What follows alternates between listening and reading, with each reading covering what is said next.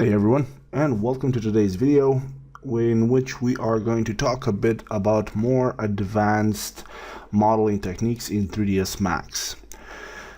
In this video, I'm actually going to kind of focus on one technique, that is modeling with the help of smoothing groups. Now this is a fairly powerful technique. It's severely underrepresented from all the people I've seen modeling, and today we're going to take a better look at it and see what are the pluses and what are the smaller minuses of that technique. So let's start.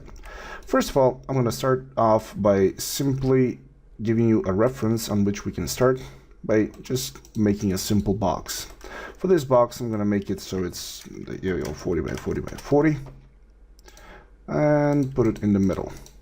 Now the thing is, when you're modeling, you can either choose to use primitives in your renders, but if you've ever rendered anything, you know that primitives tend to look a tad bit bad if you put them in your scene, solely because nothing in the physical world has sharp edges as sharp as this. It simply doesn't exist.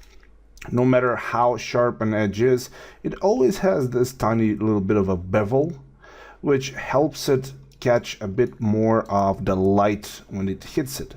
So putting a box like this into your render is a dead giveaway that your scene is CG and it will make your scene look fake. So the first thing we do is we try to combat that issue, and the easiest way would be just put an edit poly, select all of the edges, and you can chamfer them all. Now for this video I'm actually using 3ds Max 2016. The reason for using this is that it has when you want to chamfer something, it has the quad chamfer option. So when you do this, you're going to notice that in the middle now you have these connections, which are then further controlled by this chamfer edge tension. So by 1 you have pretty sharp edges. If we put this at 0.5, it's going to average out this distance. If we increase the number of segments, we get a more smooth transition there, and it's a pretty decent result. Now if we render this in our scene, the cube will look good. So that is the first and, well, the fastest way to get around that.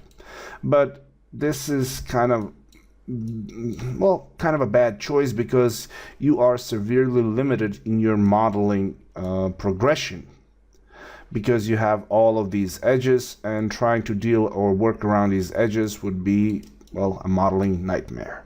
So instead of doing that, we usually would go with the edit poly again and try to control everything with the turbo smooth. So put in a few iterations, and lo and behold, our box just became a sphere. So in order to work with turbo smooth, we need to have support edges. Easiest way to add support edges would be to either a ring and connect, or manually simply go into the modeling portion of our ribbon, go with Swift Loop and put in the edges to where you want the corners to be sharp, like that, and there we go. Now once we put on the turbo smooth, we're gonna get that edge.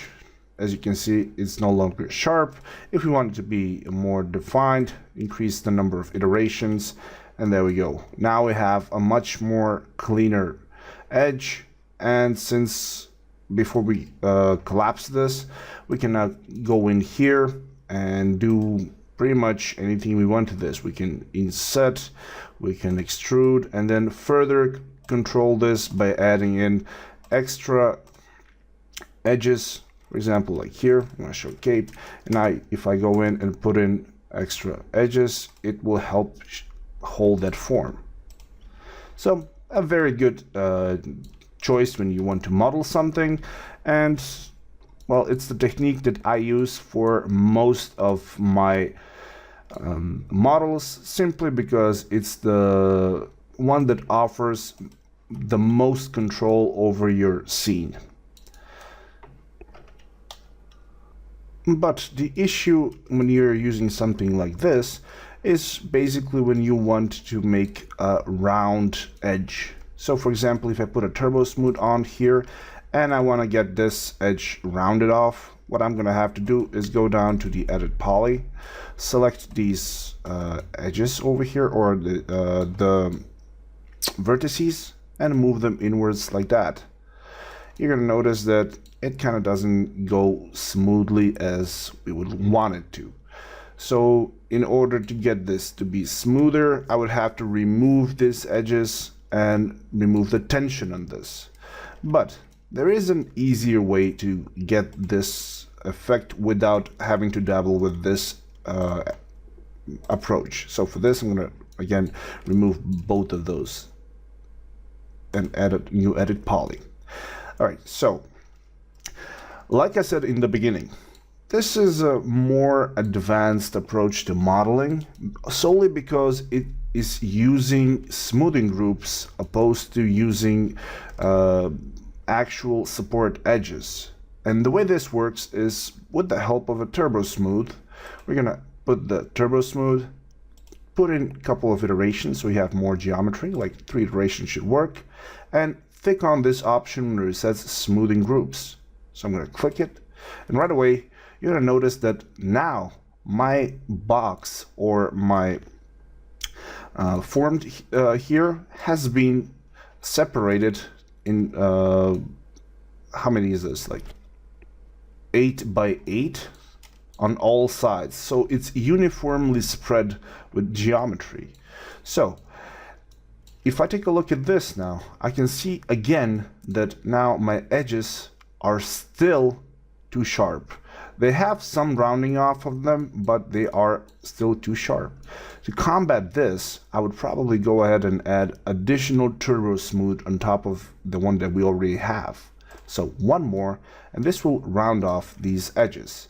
Now at the moment it might look a bit mushy, but we can again combat this by increasing the number of the turbo smooth over here. So if I go 4 iterations, that is going to give us even more geometry, and then we have a sharper turn. Even more, if we go even more, we get more and more. So I'm going to leave it at around 4 because the more we add, there's a pretty good chance that if we click this a few more times, we can even crash our max. So far, nothing impressive. So what's the deal? Well, the deal is this. The way that smoothing groups work is just like the name implies. It is going to smooth between 2 neighboring groups. So what is a smoothing group? So basically when you select a polygon, for example, I'm going to click on show cage so it can show me these orange borders, which are the actual geometry. So if I select this one, I'm actually going to turn off this one, and then hold down control, or before I hold down control change anything, I want to scroll down to this portion where it says polygon smoothing groups. You're going to notice that at the moment we have this number 3 selected. If I select the next to it, the one next to it, it has 4 selected. This one has number 7, and all of them basically have different smoothing groups. So what this means is that all of them are treated as individual planes. So for example, if I select this one and I see that it's number 3 and this one is number 4, I'm going to click on number 4. Now that is going to remove the smoothing group number 4 from it, and I'm going to click number 3. Now this face and this one, they both have the smoothing group number 3 applied to them. So if I put on the turbo smooth now with the option of smoothing groups selected, you're going to notice that I have this very nice transition here. And with the help of the second turbo smooth, I'm going to get that rounding off on the edges. So if I want to continue this even further, I can select this edge. So I'm going to click showcase. So this one, hold on control, select this one and that one. Again, go down and click number 3. Now all of those 3 edges have the same smoothing group. Now, here's the thing though. When you are working with a simple box like this, it's really not hard to keep track on which smoothing groups you're using. But the problem arises when you have complex shapes that would have many different smoothing groups. In that case, you want to have a way to apply an individual smoothing group to a certain plane that it would be unique, that will not be touching other groups. In order to get that, you can actually assign a shortcut. The way to do it is go to Customize, hit Customize User Interface.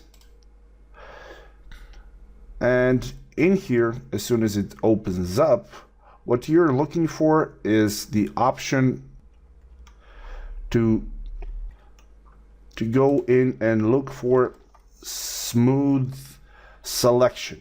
This option over here. So select that option in the hotkey, add whatever hotkey you want for it or whatever is good for you, and then hit apply. So basically what that allows me is to select a single polygon that I would like to have a unique smoothing group, hit that hotkey, and right away I get that feel or that look straight away. For example, if I continue on like with these three, there we go, like these three, and hit that same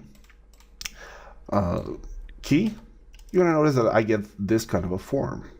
Now this is a very powerful tool to have when you are working on something where speed is important. So basically for rapid prototyping, this thing is great. For example, if I go ahead and just take the top here, inset once, so let's go inset like this, and extrude upwards once. There we go. And now see the final result. I can see that I got this nice looking face up here. And if I go ahead, hold on Control and select those three, and I hit that key, I have this inverted look. If I select just this one and give it a unique smoothing group, you can see that now I'm starting to get all of these shapes that are very smooth, with smooth transitions, and at the same time it's very fast. And here's the great thing. Now if I select all of these vertices individually, I can move this and instantly get feedback on how my model is going to look like. So I can check out and see how my 3D model is looking with just the help of these two turbo smooths. And now here's the thing though. At the moment, with these two turbo smooths, this little piece weighs at around 28,000 polygons, which is a huge number, especially for something this small. But the trick here is that since this is max and we have these two set as modifiers and they're not collapsed, if you save this thing out, it's going to be tiny. It's going to be considered as if these two were not on top of it, and this is going to be considered as if we're only 28 triangles. So this would be a very lightweight model for your scene. It will not make your UI clunky, and it will not crash your Max. So now once we know that, it does take a little bit of practice before you get anything good with it, but all you gotta do is simply get into the feel, and in no time you start getting interesting looks. And the great thing about playing around, and I'm emphasizing playing around because in, well, some 50% of the time that you're gonna do your models with this approach, there's a good chance that you might end up with something that looks cool and you did not expect to have that. So you can get well, surprised when you're modeling something like this. And here's the thing, you can actually combine this technique with the smoothing group with adding in Swift loops. So basically, if I go in here and add in an extra smooth edge loop over here, that is going to help hold that form. But if I take a look over here, select those two, put them inwards, and then push them in like this, you can see that now I'm starting to get a nice bend over here. Again, I can do the same thing to the front side. And if I take a look at here, you're going to notice that these two are getting closer and we get this type of an effect. And even though it can look like something that is high poly, which in this case is, in reality you are only working with 36 triangles, which makes it very, very easy to prototype and do your changes to this kind of a model. So to make things a bit more clear, I'm going to give you a few examples as to where you can use something like this. So again, I'm going to delete all of these options over here, put a fresh edit poly on top of this, and now again we're going to do the same turbo smooth with a couple of iterations, like 3 iterations. On the first turbo smooth, turn on the smoothing groups, put on one more turbo smooth, which is going to help with having our edges sharp, or not sharp but smooth. I'm going to click on my show end result off and on. I actually have this key, as a keybind, so it's easier for me to see what I'm working with. And now for this, I'm actually going to go in and add in a couple of cuts like this. There we go. And I'm going to delete those two. Now the reason for deleting them is because I want to have something like this, where we're going to have an indentation in our scene. There we go. And cap this or close it together. There we go. So now if I take a look at the end result, right away you're going to notice that I have this very nice looking cut. Now this is very, very good when you're working with hard surface models, because it can give you an overview of what your cut is going to look like. So this can be a socket for pretty much anything. Now if you want to get a different result, or you want to see how this thing is going to look like in a different scenario, you can select the bottom one, assign an individual smoothing group, and right away you get something like this. You can get those 3 in a smoothing group like on their own, or you can select the one in the back and this one, and this is actually not very good, but if you want to get a flow going from one side to the other like that, you get this kind of a result. So as you can see, this can be a very, very powerful technique to use, especially when you basically mix it up with Swift loops or adding in your custom geometry, or there we go, like this. If I want to get this edge to be sharper, all I gotta do is come in here, add in one extra edge. There we go, we get that straight away. One more over here, we get that look. And as you can see, these edges here, since they are part of the same smoothing group, they are very sharp. If you were to make something like this with using just a turbo smooth and support geometry, this would be a bit of a pain to model. But with smoothing groups, this is actually quite easy. And since when it's using smoothing groups and the turbo smooth, it gives off extra geometry throughout the entire model. So it's basically trying to keep it uniformly spread. So if I put in one more, there we go, like this, the density of the polygons is trying to keep it as uniformly as possible in order to keep that shape or keep the form. So again, we can play around with this. until we get something that we like. For example, if you miss out on something, you get these weird results, but sometimes this can lead to interesting, unwanted, or even unexpected results that can be a bit of a win. Now, I actually wanted to, initially when I was recording this is the second take. Initially when I was recording this, I wanted to show you all of these techniques on an actual model that I was working on, but then it kind of dawned on me that I was going to get in trouble with an NDA, so you guys ended up with just seeing what you're seeing here.